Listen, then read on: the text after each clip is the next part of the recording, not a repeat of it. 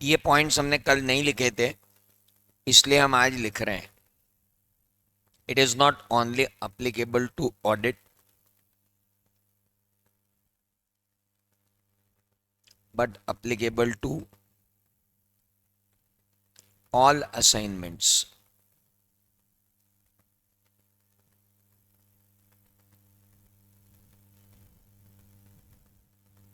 इसके बाद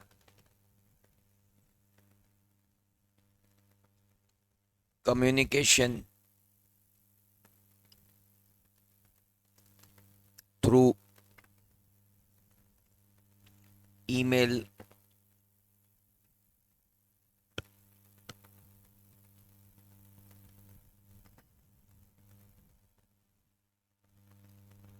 provided proof of delivered mail is with you.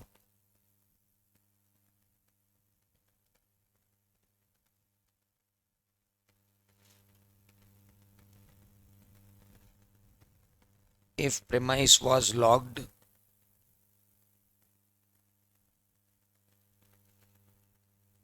proof of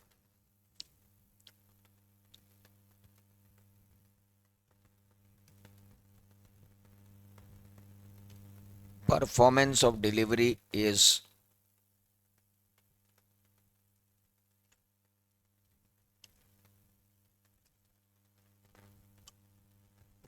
eighth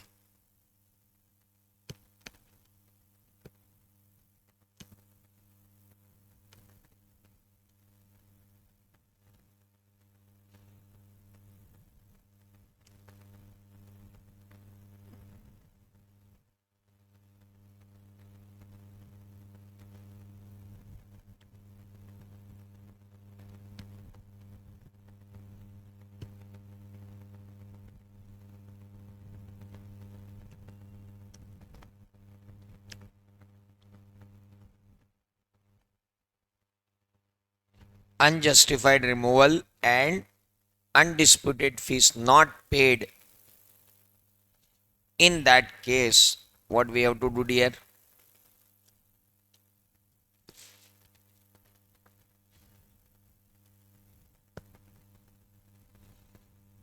और अगर आपसे वो ये कहे, जो आखिरी पॉइंट डिस्कस करने का रह गया था, वो अगर आपसे ये कहे कि भाई साहब ऐसा है कि हम आप अपॉइंटमेंट एक्सेप्ट मत करो, कारण कारण ये है कि हम उसे क्वालिफाइड ओपिनियन दे रहे थे, हमने कहा हम तेरी रिपोर्ट क्वालिफाई कर देंगे, इसलिए वो बोला कि 1760 सीए पढ़े, इंदौर में किसी से भी करवा लूंगा मैं, क्वालिफाई तो नहीं होने दूंगा रिपोर्ट। अब आप बताओ ऑनलाइन स्टूडेंट कि क्या करूं अब मैं ऐसे में, अगर सामने वाला मुझे ये कह दे कि भाई साहब हम तो क्वालिफाइड रिपोर्ट दे रहे थे, अब आप देख लो, तो क्या करना चाहिए?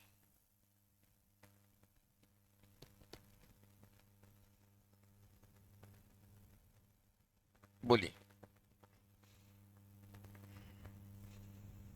हम तो क्वालिफाइड रिपोर्ट दे रहे थे,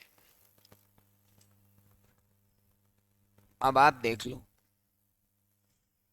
क्या करना है।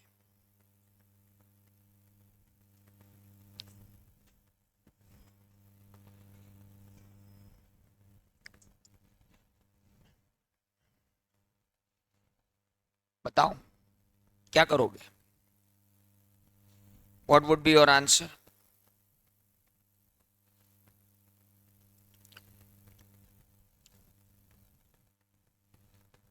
हम ऑडिट ले लेंगे, है ना, और ऑडिट लेने के बाद हम अपना ओपिनियन बनाएंगे, हमको क्या फर्क पड़ता है कोई क्या ओपिनियन देता है उससे। सो कोई भी कुछ भी ओपिनियन दे, हमें कोई दिक्कत नहीं है, हम अपना ओपिनियन बनाएंगे, और कोई भी हमसे ये नहीं कह सकता कि आप ये ऑडिट मत लो क्योंकि मैं क्वालिफाइड ओपिनियन देने वाला था और इसलिए। तो सीए फाइनल में वो आपसे किसी भी लेवल पर जाकर पूछेंगे। इट्स नॉट इंटरमीडिएट कि उन्होंने जो मॉड्यूल में दे दिया बस वहीं से पूछ लेंगे। There are so many decisions. ये एक डिसिप्लिनरी केस था जिसके अंदर एक चार्टर्ड अकाउंटेंट इंस्टीट्यूट को शिकायत करता है कि जब मैंने इनको बोला था कि आप, मैं क्वालिफाइड रिपोर्ट दे रहा हूं, आप ऑडिट एक्सेप्ट मत करो, तो इन्होंने ऑडिट एक्सेप्ट क्यों किया। इंस्टीट्यूट का कहना था देखो, क्वालिफिकेशन देना नहीं देना आपका अपना डिसीजन है ना। अब हो सकता है आपको क्वालिफिकेशन देने की लग रही हो, इन्हें क्वालिफिकेशन नहीं देना हो, तो इट ऑल डिपेंड्स। ये तो सब निर्भर करता है चीज़ों पर। हाँ, अगर क्वालिफिकेशन देना था और इन्होंने क्वालिफिकेशन नहीं दी तो हम इनको सेकेंड शेड्यूल में देखेंगे। अभी क्या दिक्कत है, अभी तो आप ऑडिट एक्सेप्ट करो। That was clause number 8। Then comes clause number 9। Clause 8, clause 9 और क्लॉज 10, ये तीनों क्लॉजेस अपॉइंटमेंट एक्सेप्ट करते समय के क्लॉजेस हैं, या मैं कहूं अपॉइंटमेंट एक्सेप्ट करने से पहले के क्लॉजेस हैं। सो अगर अपन सीए फाइनल की इतनी सारी एग्जाम्स उठाकर देख लें तो क्लॉज 9 पर रेयरली कोई क्वेश्चन आया होगा। You won't find any question on clause number 9। Clause 9 बहुत अलग है।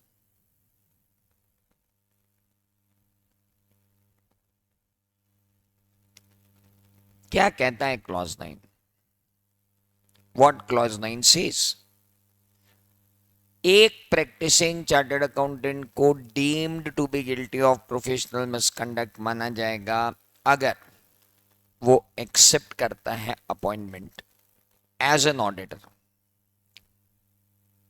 Of a company without ascertaining from it whether the requirements of 139, 140, 142, read with section 141 of Companies Act have been complied with or not complied with।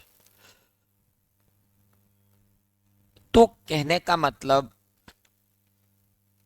यह है जनाब कि एक chartered accountant in practice को deemed to be guilty of professional misconduct माना जाएगा अगर वो बिना ये देखें कि 139, 140, 142, 141, 142 में क्या है। अब सोचो आप, अगर आपसे उसने एक क्वेश्चन पूछ लिया और क्वेश्चन ये था कि ऑडिटर ये बताओ कि तुमने अपॉइंटमेंट लिया है एक कंपनी में और प्रेडिसेसर ऑडिटर ने इंस्टीट्यूट में शिकायत कर दी कि मेरे नॉलेज में ये है ही नहीं कि इन्होंने अपॉइंटमेंट ले लिया है।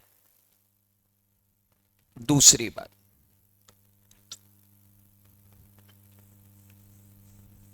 इन्होंने जो अपॉइंटमेंट लिया तो इन्होंने ये देखा ही नहीं कि मेरा रिमूवल सही तरीके से हुआ या नहीं हुआ।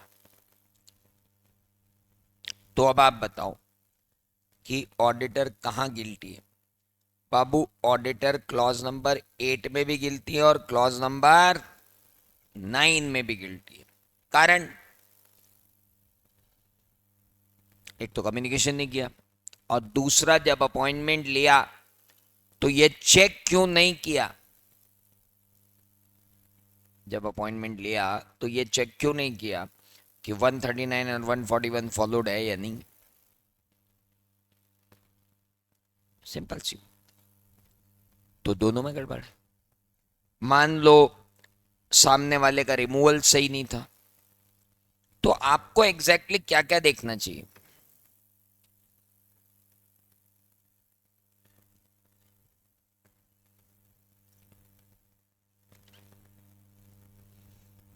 आपको एग्जैक्टली क्या क्या देखना चाहिए? सर, मैं अगर अपॉइंटमेंट ले रहा हूं तो सबसे पहले तो मैं ये देखूंगा कि भाई साहब, मेरा अपॉइंटमेंट 139(1) में सब्सिक्वेंट ऑडिटर की तरह अगर हो रहा है तो प्रेडिसेसर ऑडिटर क्यों हटा?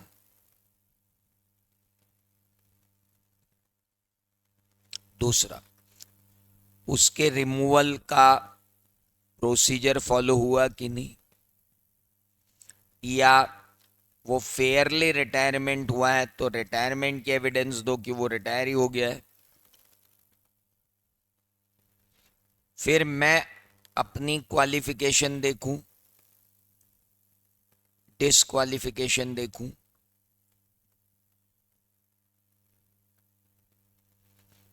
कि मैं वहां अपॉइंटमेंट ले भी सकता हूं या नहीं।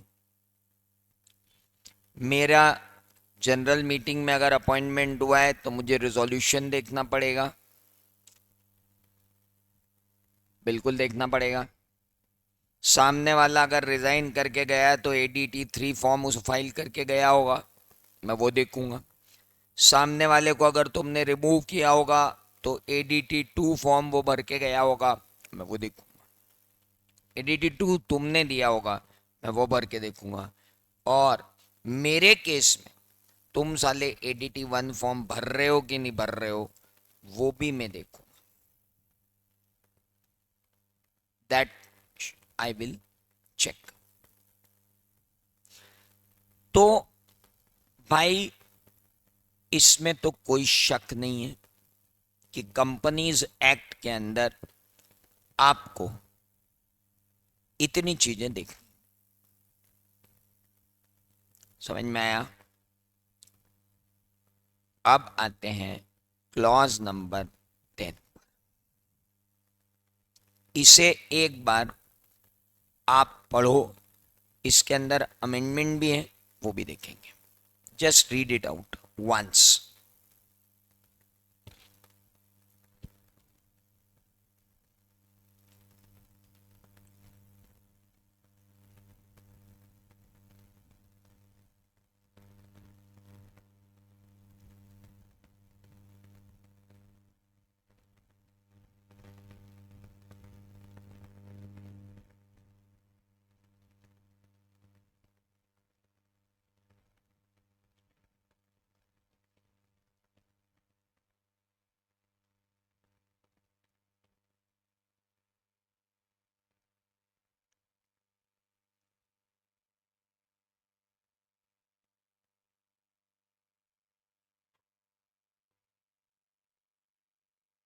अरे मेरा बैग ला देना,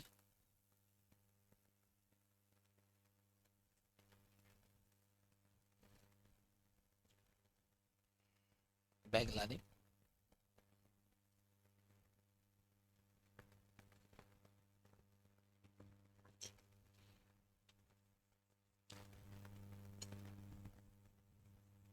पढ़ा? क्या बोल रहा है वो? आप लोग अपने घर पे चाय पी रहे होंगे, मैं अपने क्लास में पी रहा हूँ। इस समय अगर मुझे चाय नहीं मिले तो मैं बड़ा अनरेस्ट हो जाता हूँ। सालों से इस समय चाय पीने का टाइम है। अब वो बैच आपकी हो गई। A chartered accountant in practice shall be deemed to be guilty of professional misconduct if he charges or offers to charge or accepts or offers to accept with respect to any professional employment a fees based on percentage of profit or contingent upon finding or result। Institute ये नहीं चाहता कि किसी भी तरीके की self interest threat generate हो जाए। ये हमने देखा है कि सेल्फ इंटरेस्ट थ्रेट फीस से जनरेट होती है। अगर आप मुझसे पूछो कि सर आप हमारा टैक्स ऑडिट करोगे, मैंने कहा बिल्कुल करूंगा। तो सर ये बताओ आप क्या फीस लोगे? मैंने कहा भाई तेरे प्रॉफिट का 10%।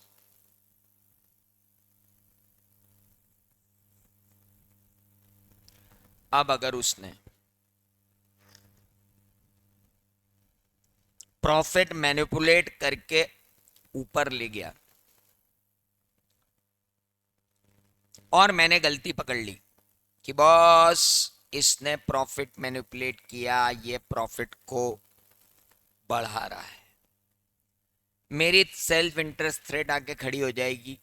अरे जाने दे यार, बढ़ा रहा है तो बढ़ाने दे, अपनी फीस कम हो जाएगी तेरी क्वालिफिकेशन के चक्कर में। अपनी ही आत्मा अपने को कह रही है कि ज़्यादा शड़ा मत बन, तेरी फीस कम हो जाएगी, रहने दे तू। तो अब देखो थ्रेट जनरेट हुई कि नहीं हुई।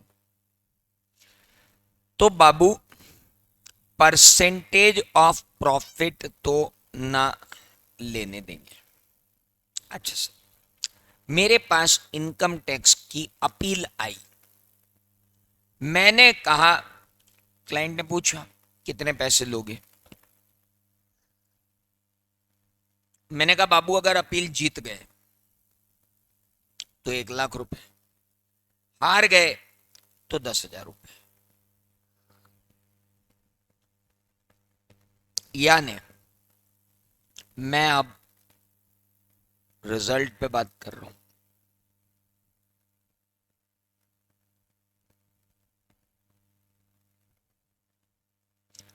अब उस अपील को जीतने के लिए मैं येन केन प्रकार सब कुछ दांव पे लगा दूंगा, साम दाम दंड भेद सब लगा के कैसे न कैसे करके झूठे सच्चे कागज लगा के अपील को जीतने की कोशिश भी करूंगा। और अगर मैंने ऐसा किया तो फिर क्या होगा? सेल्फ इंटरेस्ट थ्रेट आ जाएगी ना। और अपने को तो कोड ऑफ इथिक्स में पहले दिन से मना कर रखा है यार, तुम सेल्फ इंटरेस्ट थ्रेट से बच के रहो। मुझे किसी ने कहा आप इंटरनल ऑडिट करो और जितनी आप फाइंडिंग्स निकालोगे उतनी आपकी fees.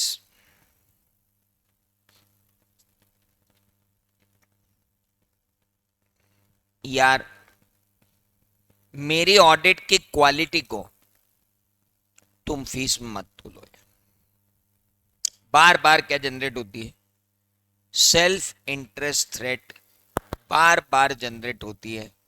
Don't generate that particular self interest threat again and again. Don't do that, मत करो ऐसा, ठीक है? No problem. अब बात आती है कि क्लॉज 10 में ऐसी कौन सी सर्विसेज हैं जो अलाउ कर दी गई हैं। What are the various services which have been allowed? कौन कौन सी सर्विसेज जो हैं वो अलाउ कर दी गई? सर अगर फीस कोर्ट ने फिक्स की हो, कोर्ट ने आपको कोई काम दे दिया और फीस फिक्स करके दे दी, या किसी पब्लिक अथॉरिटी ने फीस फिक्स कर दी हो कि percentage of, upon bank audit पे जाते हैं, बैंक ऑडिट के अंदर अपनी फीस जो है वो डिटरमाइंड होती है on the basis of advances. अब वो जो एडवांसेस की बेस पे फीस डिटरमाइन हो रही है वो तो किसने दी? आरबीआई ने। तो अब हम क्या करें? अगर हम रिसीवर बनते हैं, लिक्विडेटर बनते हैं, तो हमें तो फीस मिलेगी ही मिलेगी परसेंटेज पे। कोऑपरेटिव सोसाइटी में नेट प्रॉफिट के परसेंटेज पे, वर्किंग कैपिटल के परसेंटेज पे, कई सारे तरीके से हमको ग्रॉस प्रॉफिट के परसेंटेज पे तो जीपी रेशियो के परसेंटेज पे हमको बोला जा सकता है, नेट प्रॉफिट रेशियो के परसेंटेज पे हमको बोला जा सकता है, वर्किंग कैपिटल के परसेंटेज पे हमको बोला जा सकता है, नेटवर्थ के परसेंटेज पे हमको बोला जा सकता है। कहाँ? कोऑपरेटिव सोसाइटी में।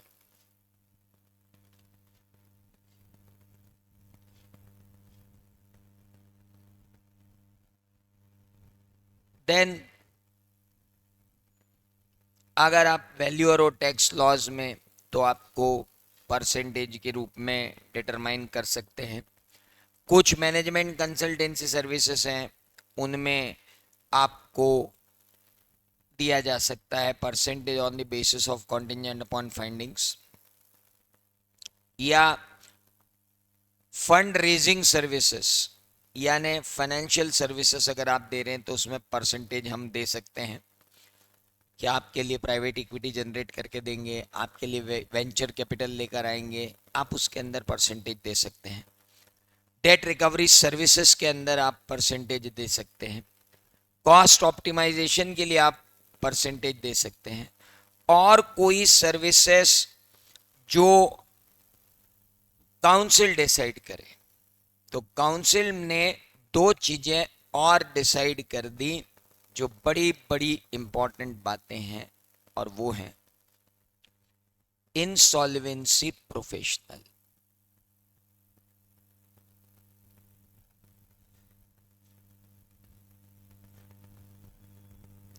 और एक और अलाउ कर दी नॉन अश्योरेंस सर्विस टू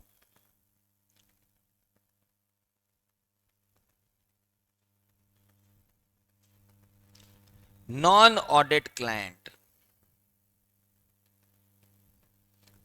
जिसका मैं ऑडिट नहीं कर रहा हूं उसको मैं अश्योरेंस सर्विस भी नहीं दे रहा हूं। Neither I am doing audit nor I am giving any assurance service to him, तो मैं क्या वहां पर परसेंटेज ऑफ प्रॉफिट ले सकता हूं? जैसे मैंने कहा कि मैं आपको एश्योरेंस सर्विस नहीं दे रहा हूं, मैं आपका कंपाइलेशन ऑफ फाइनेंशियल स्टेटमेंट कर रहा हूं, और मैं आपका ऑडिट तो करता ही नहीं, तो ना मैं आपका ऑडिट कर रहा हूं, पहली बात। मैं आपको कंपाइलेशन सर्विसेज दे रहा हूं जिसका ऑडिट से दूर दूर तक कोई नाता नहीं है।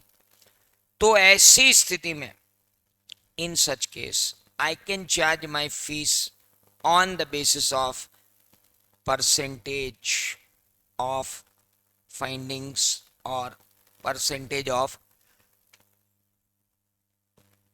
result, either percentage of profit or percentage of result। तो दो बातें नई आपके साथ जुड़ी थी क्लॉज नंबर 10 में, बाकी सारी बातें तो वही की वही। अब बात आती है क्लॉज नंबर 11 की। जरा एक बार इस क्लॉज को आप पढ़िए, फिर मैं आपको समझाता हूं। बस यहीं तक पढ़िए।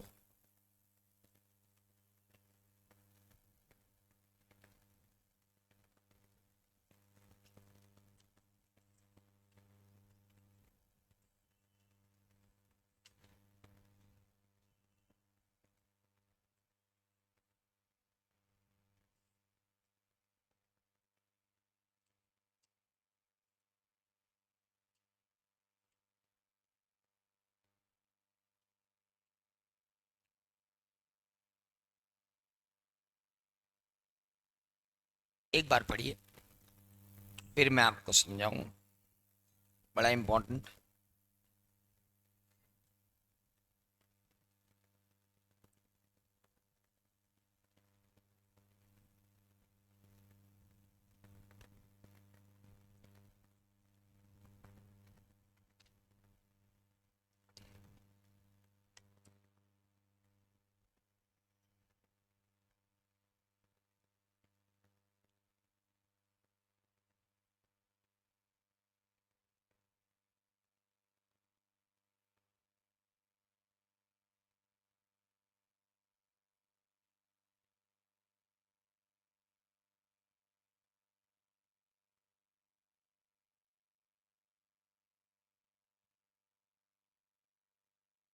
पढ़ा? चलिए,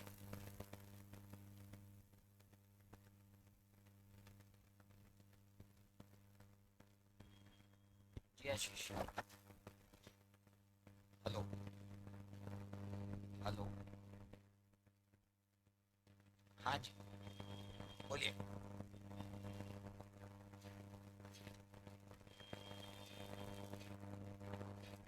नाउ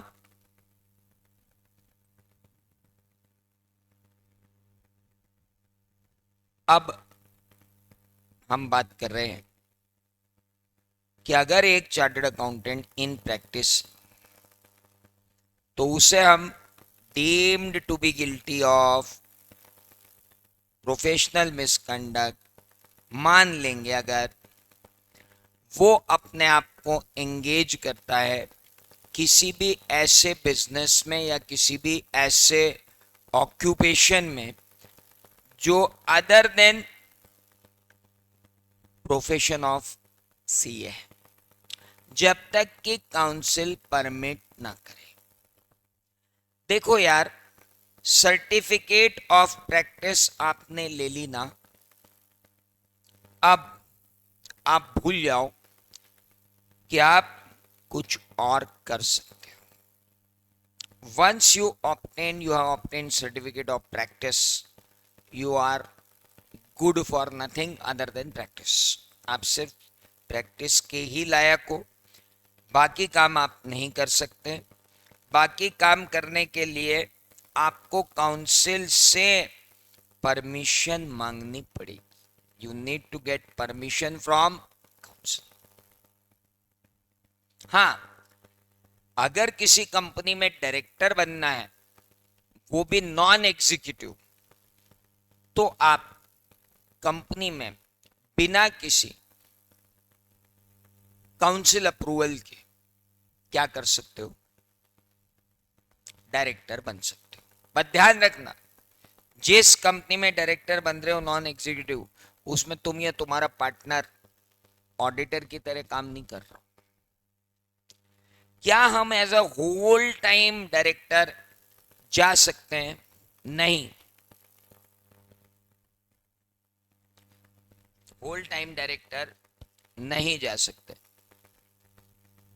यू कांट। आप सिर्फ क्या हो सकते हो?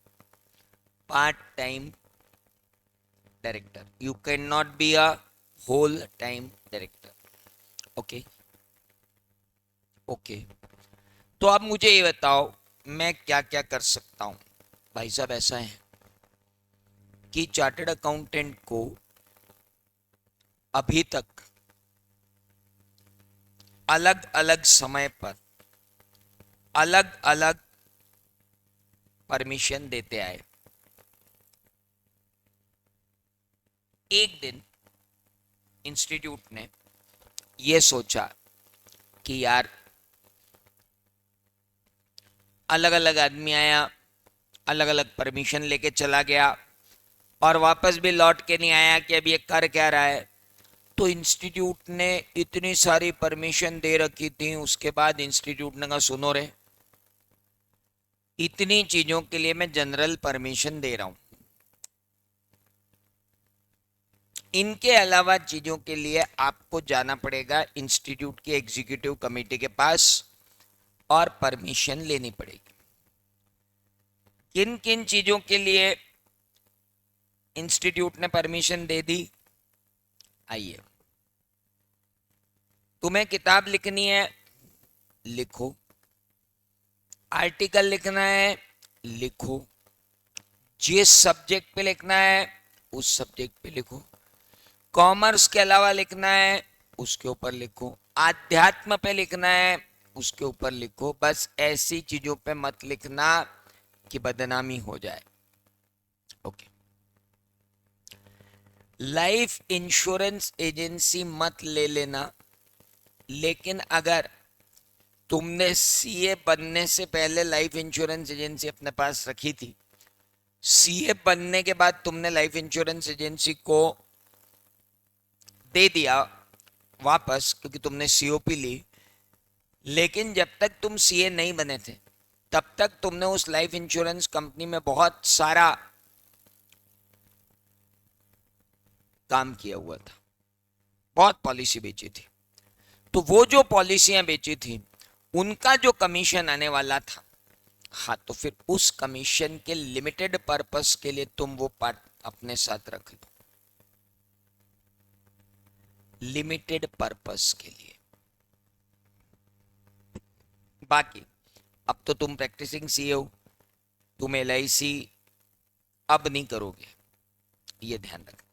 ओके, किसी भी तरीके की क्लास अटेंड करो, कोई मनाही नहीं है।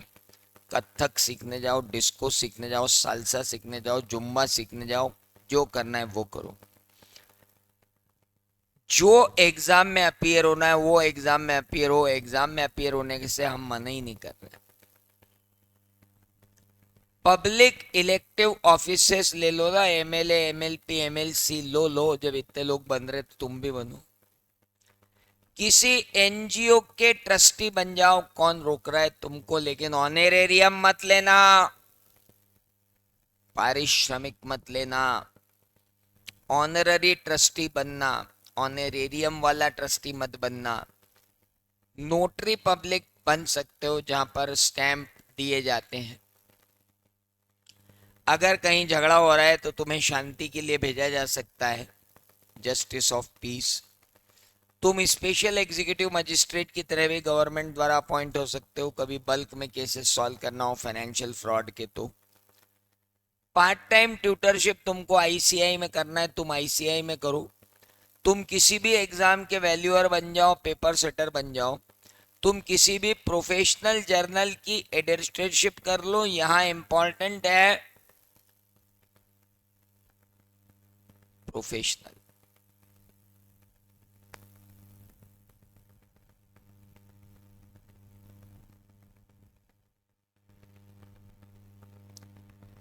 यानी हर किसी जर्नल की नहीं, सिर्फ ऐसे जर्नल की जो चार्टर्ड अकाउंटेंट्स के लिए। तुम इंश्योरेंस कंपनी के अंदर सर्वेयर बन जाओ, तुम इंश्योरेंस कंपनी के अंदर लॉस असेसर बन जाओ, लेकिन एम्प्लॉयमेंट में मत जाना।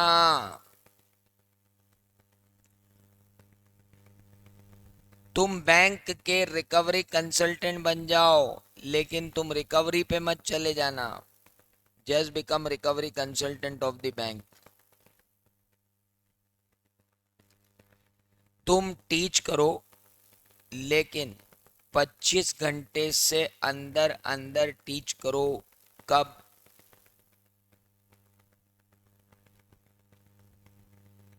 डायरेक्ट टीचिंग आवर्स 25 घंटे या उससे ज़्यादा नहीं होना चाहिए एक हफ्ते में। अगर इससे ज़्यादा टीच करना है तो इंस्टीट्यूट से परमिशन मांगो। इंश्योरेंस ब्रोकरेज तुम कर सकते हो, एग्रीकल्चरल एक्टिविटी करना, लेकिन आर्टिकल से नहीं, हायर्ड लेबर से।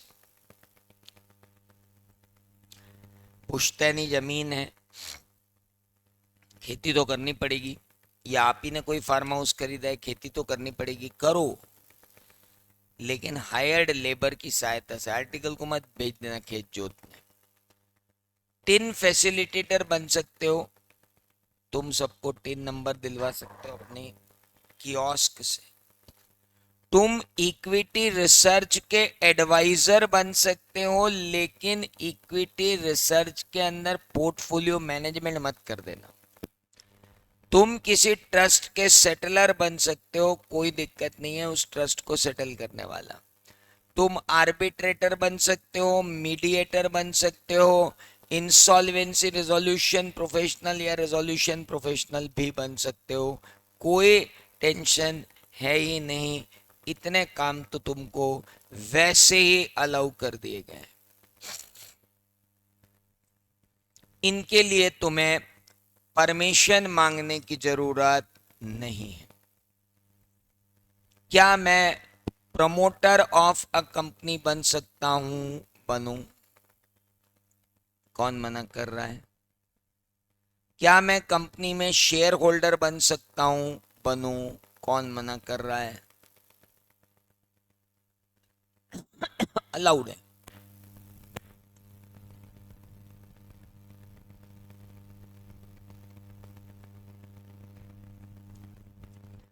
क्या मैं कंपनी में HUF बना सकता हूं? बहुत ही इंपॉर्टेंट पॉइंट है, HUF, and auditor and CA।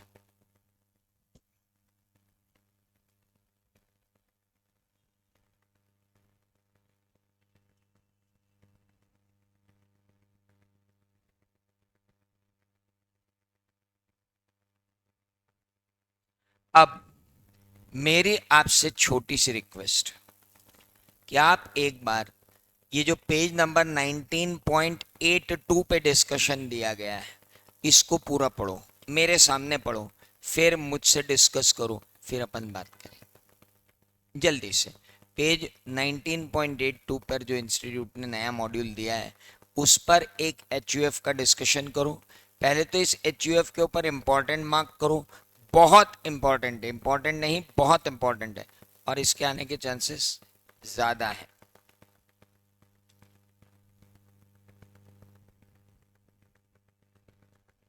Now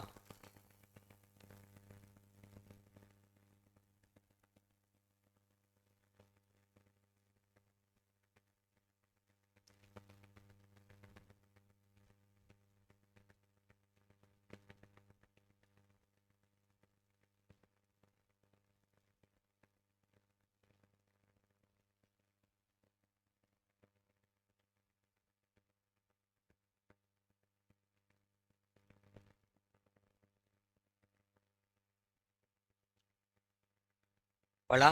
पढ़ो पढ़ो पढ़ो, बढ़िया है।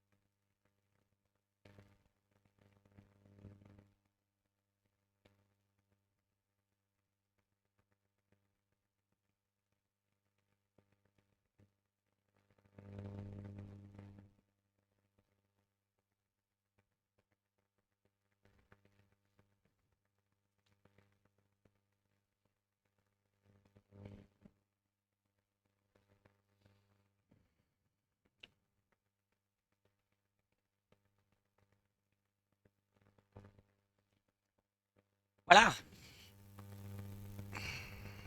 पढ़ो पढ़ो, बहुत बहुत जोरदार है, बहुत ही जोरदार डिस्कशन।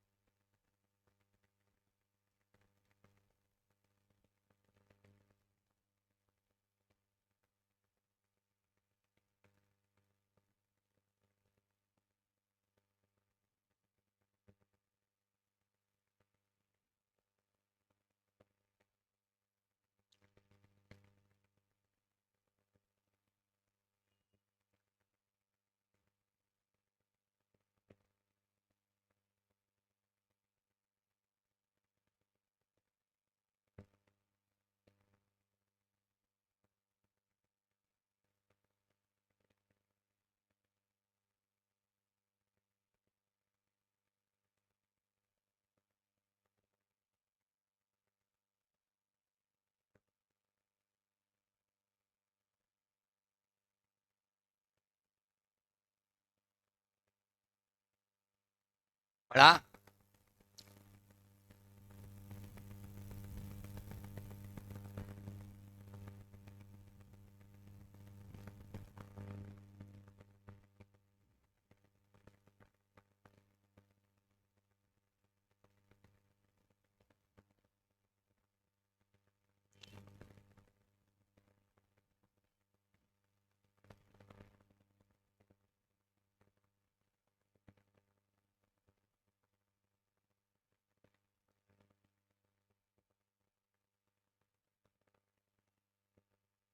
चलिए,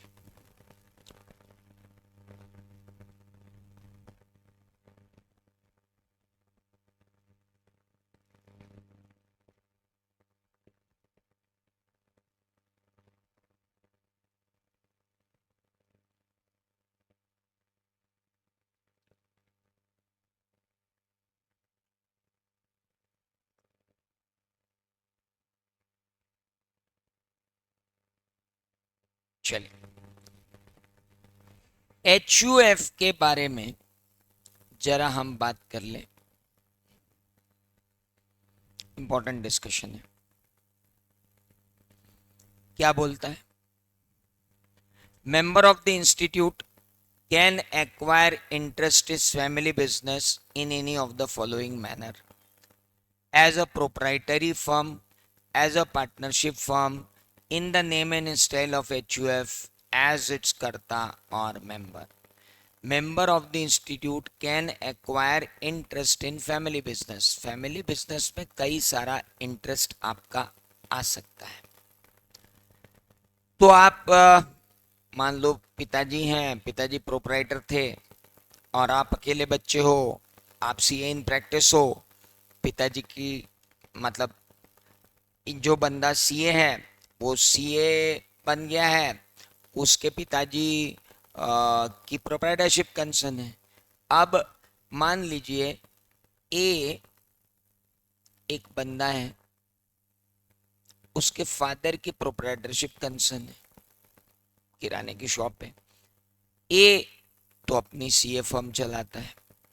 एक दिन पिताजी शांत हो जाते हैं तो ये सारा प्रोप्राइटरशिप बिजनेस इनहेरिटेंस में इसको मिल जाता है, या इसके फादर कहीं पार्टनर थे तो पार्टनरशिप में जो जगह है वो इनहेरिटेंटली इसको मिल जाती है, या ये HUF में प्रमोट होके कर्ता बन जाता है। अब तक तो मेंबर था लेकिन अब कर्ता हो गया। सो इंपॉर्टेंट ये है कि अगर इनहेरिटेंस, सक्सेशन या पार्टीशन ऑफ फैमिली बिजनेस में आपको कुछ मिलता है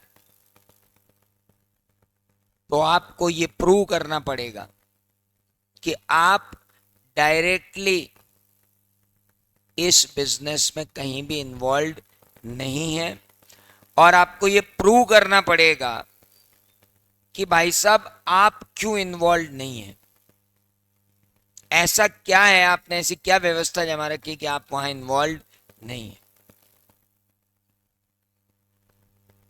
अब अगर एक मेंबर इन प्रैक्टिस HUF का करता है तो भाई वो तो पूरा ही करता धरता हो गया। इंपॉर्टेंट ये है कि अब ये जो कर्ता के रूप में काम कर रहा है बंदा, इसकी ये ड्यूटी है कि ये HUF के पैसे से ही बिजनेस करे। अगर इसने अपने पैसे को HUF में डालना चालू कर दिया, पुश्तैनी पैसे को आगे बढ़ा रहे हो, HUF का कर्ता बन के मुझे दिक्कत नहीं है, अपने पैसों को भी किस बिजनेस में डाल रहे हो, पुश्तैनी बिजनेस में, और कर्ता की तरह चला रहे हो, तो भाई ये तो गड़बड़ हो जाएगी। फिर काउंसिल ने बहुत क्लियरली बोल दिया है कि आप कोई और काम नहीं कर सकते हो, तो बहुत क्लियरली है। फैमिली बिजनेस अगर इनहेरिटेंस में मिलता है, आप प्रूव करो कि आप उसमें एंगेज नहीं। HUF अगर आपको मिलता है, कर्ता बन जाते हो, तो ये प्रूव करो कि तुम वहां पर पुश्तैनी पैसे की देखभाल कर रहे हो। सिर्फ you are just a custodian of ancestral money जो तुम्हारे पास है। उस एंसेस्ट्रल मनी को तुम देख रहे हो। That ancestral money is with you and you are looking after that. तुम सिर्फ उसको देख रहे हो, अपनी तरफ से कोई भी पैसा उसके अंदर लाकर नहीं डाल रहे हो। नाउ अब बात आती है कि बाकी चीजों के लिए मुझे क्या करना चाहिए। सर बाकी चीजों के लिए आपको काउंसिल की एग्जीक्यूटिव कमेटी से परमिशन मांगनी पड़ेगी, ये इंपॉर्टेंट पॉइंट है। तो हम यहां पर कंक्लूजन क्या निकाल रहे हैं? दो कंक्लूजन हमने निकाले हैं। पहला,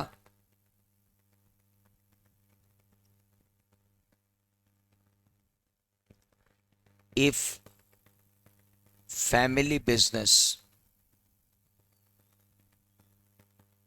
sorry, if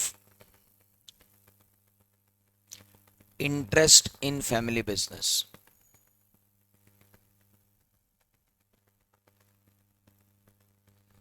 generated due to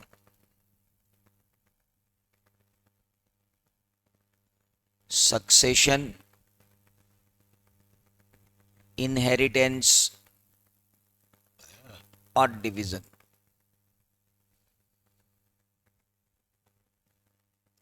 member should ensure that he should not carry out those activities.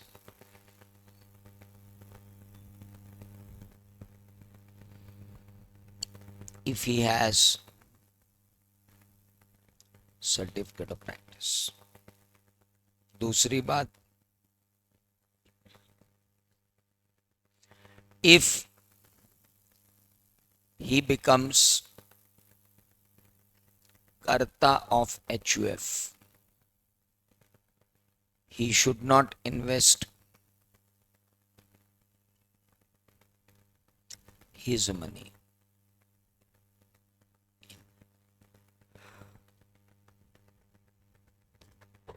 he should not invest his money in such.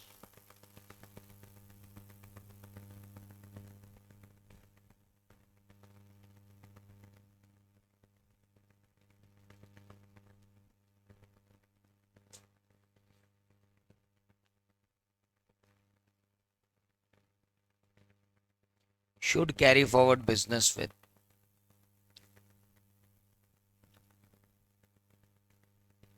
Family money, उस फैमिली की जो मनी है उसी से आप बिजनेस आगे बढ़ाओ। बहुत ही क्लियर बात है।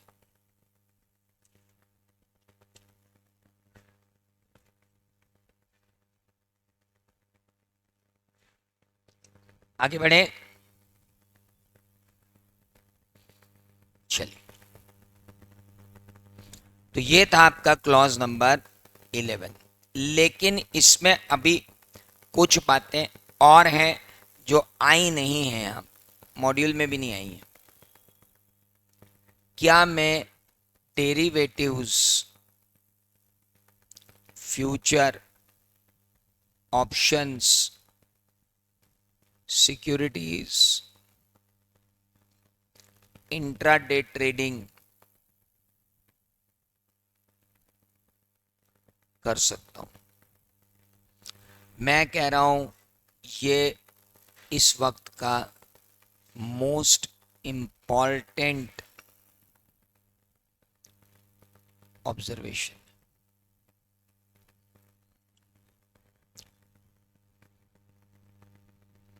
कैन अ सीए, बिजनेस उसी चीज का है तो कर सकते हैं, उसका पैसा उसी में। हाँ, वो तो आप करते रहो Shreyasi, there is no point in that. वो तो आप करते रहो ना, उसके लिए थोड़ी बोल रहे हो। They are not saying for that.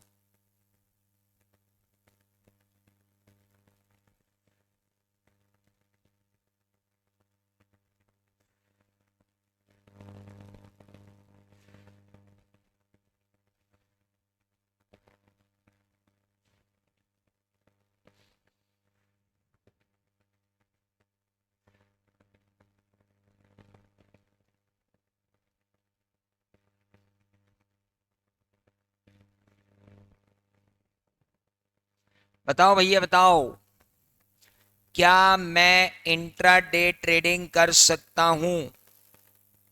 क्या एक COP holder, chartered accountant, intraday trading कर सकता है?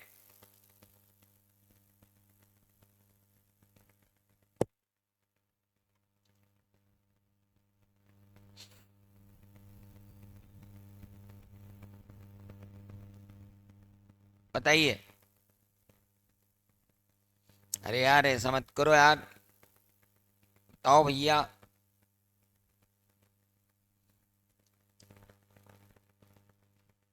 Can do for himself,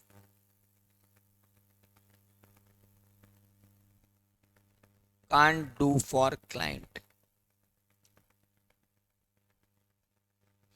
and himself be in such a limit that it should not affect practice time. Practice time affect नहीं होना चाहिए, उस हद तक जाकर के आप काम कर सकते हो, उससे ऊपर नहीं।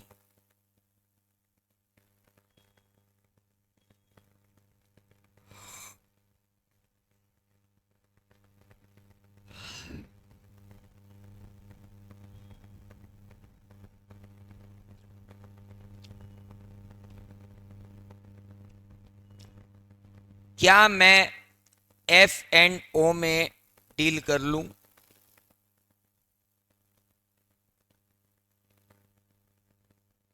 Future and options.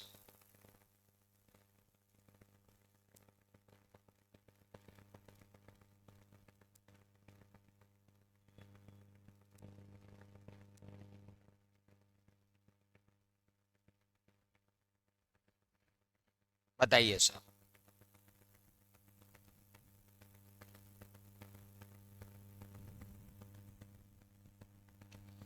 In case any land which has come through inheritance to CA and further can he develop such land and sell the plots, he can do whatever he want, but he should not become a colonizer. Just outsource all these things and earn money. Don't become colonizer for yourself. Very good question, Siddharth.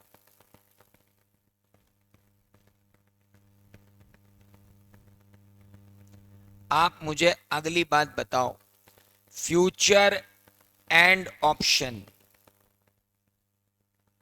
Trading for CA.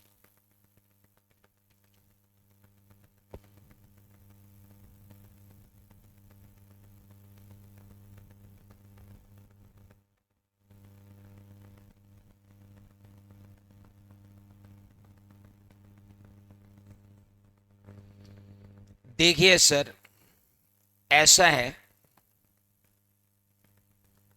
कि मुझे F&O की trading करने की अगर करनी है तो क्या मैं प्रायर परमिशन लूं?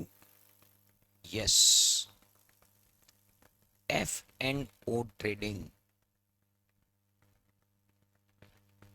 Is in itself a business activity.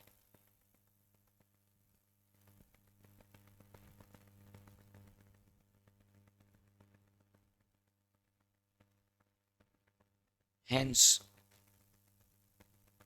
permission is required.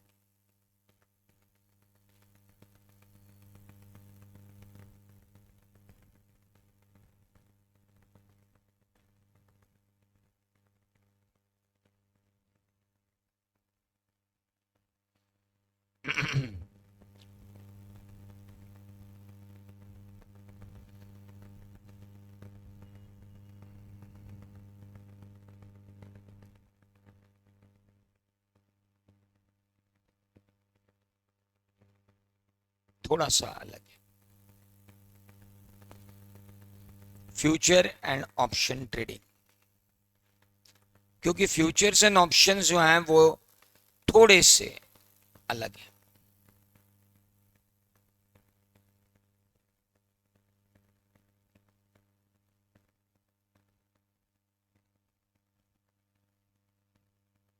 चलें आगे। नाउ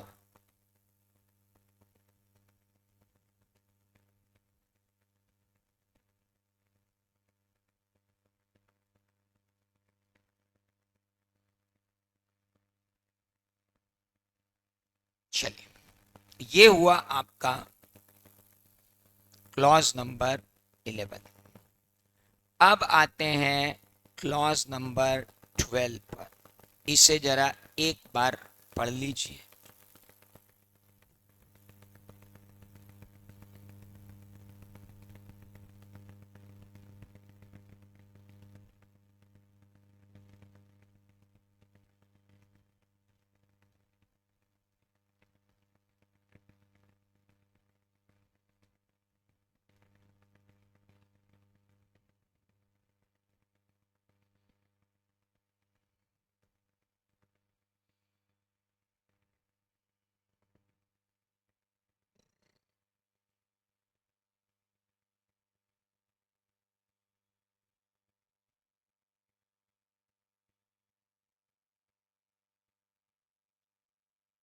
जल्दी पढ़ो।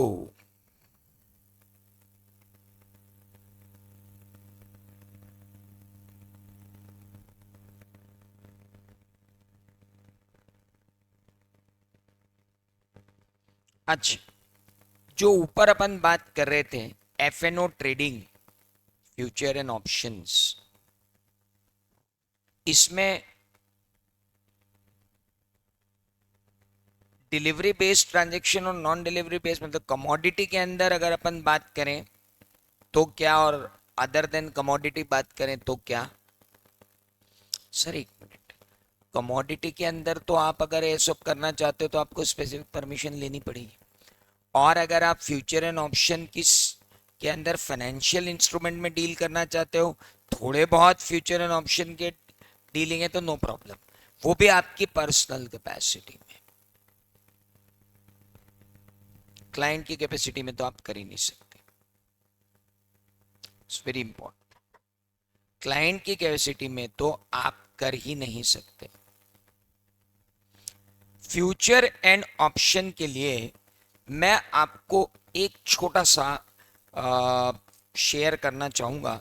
आप जरा एक बार उस पर और गौर कर लें, क्योंकि हो सकता है कि वो आपसे इस बारे में थोड़ा सा और पूछे। जरा एक बार इसको और पढ़ लो। Whether a member in practice can transact with derivative transaction? Yes, permissible for member in practice to transact in derivative in his individual capacity and not for client. What are the type of derivative instrument allowed to be transacted by a member? Member in practice are allowed to transact only in future and option derivatives, not other derivatives. Which product of derivative are permissible to transact by the member?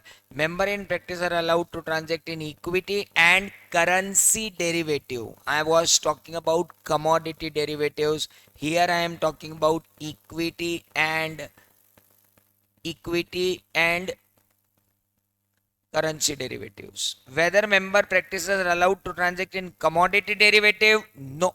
Members in practice are not allowed to transact in derivatives in the name of commodity derivatives. क्या member in practice are allowed to transact in derivatives transaction in the name of his proprietorship or partnership firm? No. Whether member in practice allowed to transact in index derivative? Allowed to transact in index derivative. Whether the member in practice are allowed to seek permission from counsel to transact derivative transaction? No such requirement. लेकिन commodity transaction करना है तो आपको permission लेनी पड़ेगी। Whether member not holding COP can transact? अरे जो करना है जो कर यार भाई, तू प्रैक्टिस में नहीं है तो तेरे को जो करना है जो कर। Can a member in practice advise their client on investment and securities and other financial instrument? Advice दे दो, पोर्टफोलियो मैनेजमेंट सर्विसेज मत देना। I will share this with you, but this is very important ना, ये बहुत important पढ़ा। इसमें सबसे इंपॉर्टेंट क्या निकला? अपन कौन से डेरिवेटिव में डील कर सकते हैं? करेंसी, इंडेक्स एंड इक्विटी, तीन। Commodity derivative allowed, future and options under commodity not allowed. Is that clear to everyone? चलो बढ़िया, अपन अपने कोड ऑफ इथिक्स पे वापस आ जाओ। अब आप आराम से क्लॉज नंबर 12 पढ़ो। एंड क्लॉज नंबर 12 क्या कहता है?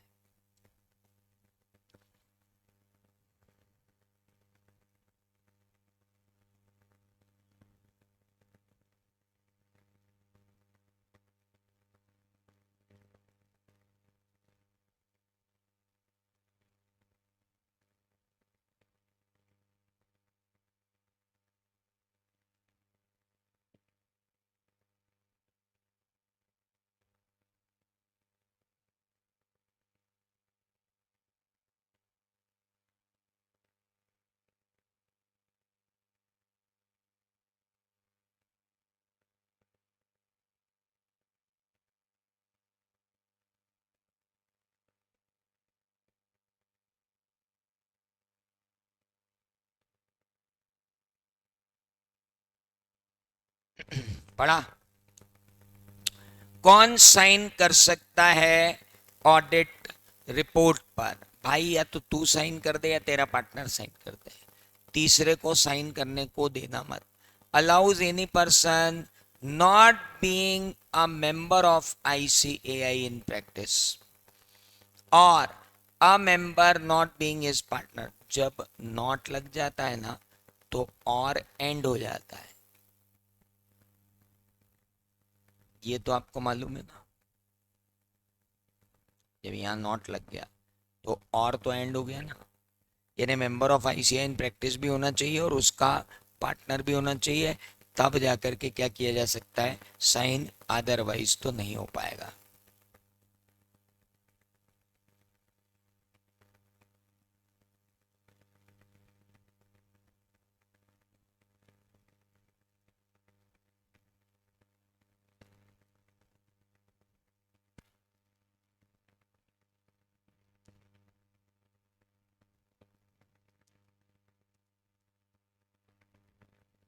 Got it?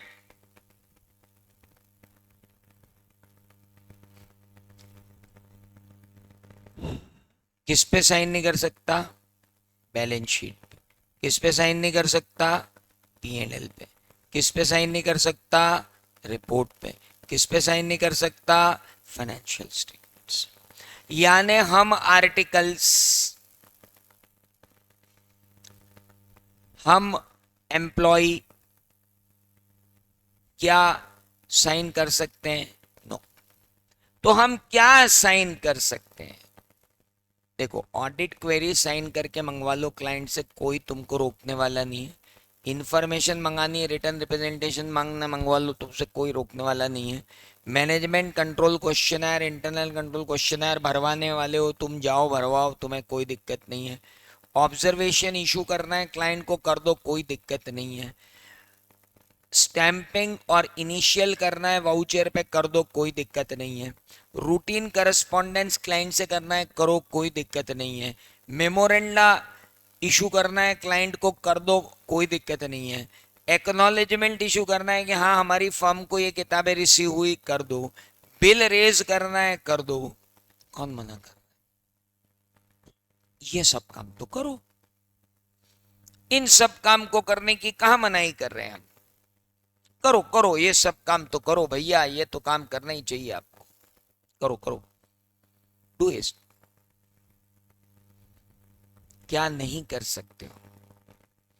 ना बैलेंस शीट साइन कर सकते हो भाई साहब,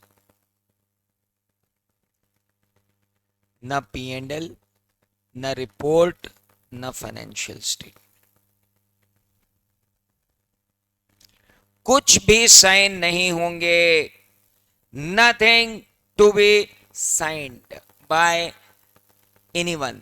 You can sign your, you yourself can sign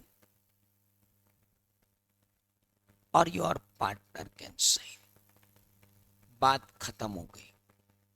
या तो आप खुद साइन करो या आपका पार्टनर साइन करेगा, और कोई साइन कर ही नहीं सकता, पॉसिबल ही नहीं. Nobody else can sign. तो मेरे प्यारे दोस्त, यहां जाके खत्म होता है आपका क्लॉज. अब जरा एक बार रिवीजन हो जाए. क्लॉज 1 2 3 4 5 6 7 8 9 10 11 12. 9 पहला वाला है,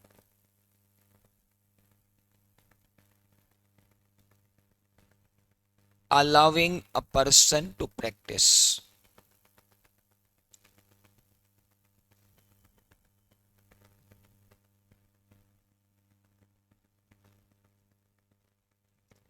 इतना याद रखना जरूरी है भाई साहब, इसके बाद ही याद आएगा, बाकी नहीं तो. दूसरा, शेयरिंग फ्रॉम फीस. तीसरा,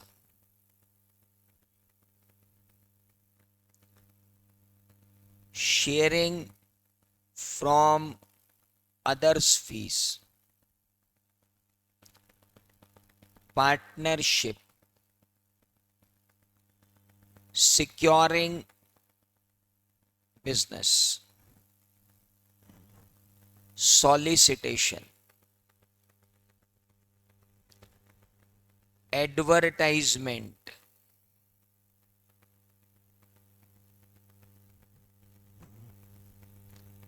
communication with predecessor, 139 140, percentage of profit, other occupation, sign.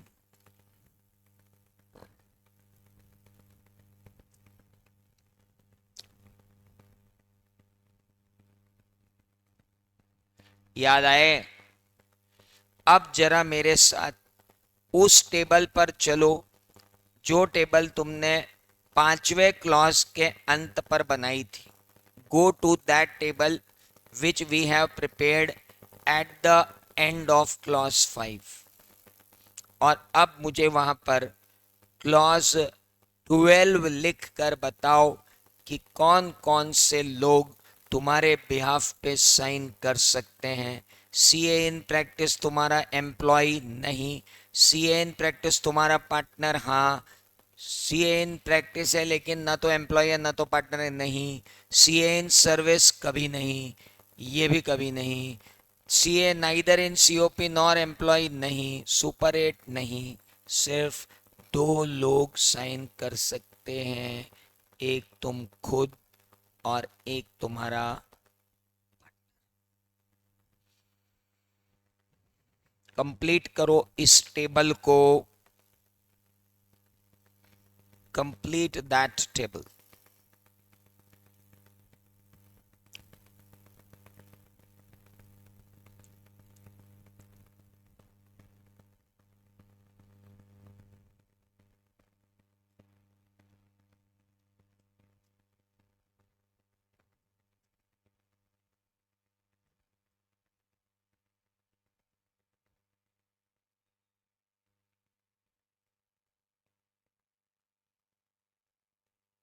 Got it? तो ये तो था आपका पहला पार्ट, यानी हम पढ़ रहे थे प्रोफेशनल मिसकंडक्ट बाय अ प्रैक्टिसिंग चार्टर्ड अकाउंटेंट के 12 क्लॉजेस. अब आप आएंगे मेंबर का प्रोफेशनल मिसकंडक्ट, वो भी मेंबर इन सर्विस का, जिसके 2 clauses. Member who is in service and not in practice. तो आज अपन यहीं रुकते हैं क्योंकि ये बहुत इंपॉर्टेंट है. फ्रेश माइंड से कल चालू करेंगे. कल हम 2 क्लॉज ये खत्म करेंगे, 3 क्लॉज ये खत्म करेंगे, 2 क्लॉज ये खत्म करेंगे और आखिरी में इसके भी 3 से 4 क्लॉज हम लेंगे. फिर परसों ये सभी खत्म हो जाएंगे और फिर उसके अगले दिन ये खत्म होंगे और फिर काउंसिल जनरल गाइडलाइन रहेंगी. We have to wait for 4 more days. 4 दिन के अंदर हम ये खत्म कर देंगे. ओके, चल बाय.